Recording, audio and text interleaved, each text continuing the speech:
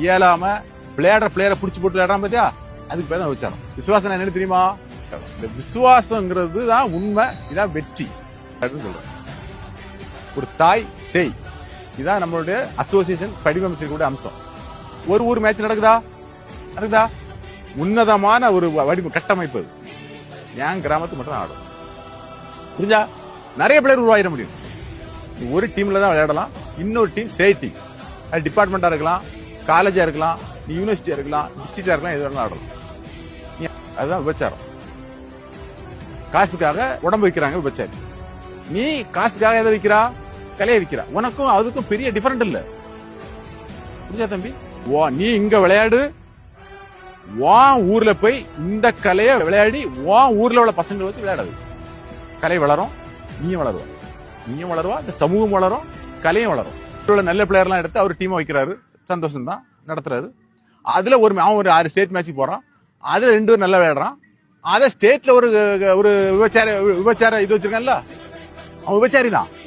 டீமை உருவாக்க இயலாம பிளேயரை புடிச்சு போட்டு விளையாடுறான் பாத்தியா, அதுக்கு பேர் தான் விபச்சாரம். அது லைசன்ஸ் விபச்சாரம் இருக்கு. எங்க இருக்கு? பாம்பேல இருக்கு விபச்சாரம் இருக்கா? லைசன்ஸ் விபச்சாரம் கல்கத்தால சோனாகாட்சியில். இந்த லைசன்ஸ் தான் அந்த கிளப் இல்ல.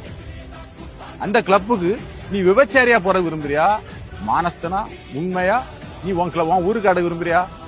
இன்னைக்கு அந்த கட்டமைப்பே மாத்தி ஒரு பிளேயர் நல்ல என் டீம் நல்லா அடித்தா உன் போன் நம்பர் வாங்கிடுறான். போன் நம்பரை வாங்கி அதுல 5000 ரூபாய் பே பண்ணி விட்டுறான். நீ பார்த்தோன்னா என்ன பண்ணுவான்? காசு 5000 வந்துட்டு நான் போகலாம். விபச்சாரமும் இதுதான், காசு தான் விபச்சாரம். நீ காசுக்காக ஆடுறியா, உனக்காக ஆடுறியாங்கிற, கேமுக்காக ஆடுறியா, உன் கிராமத்துக்காக ஆடுறியான்னு பாத்து.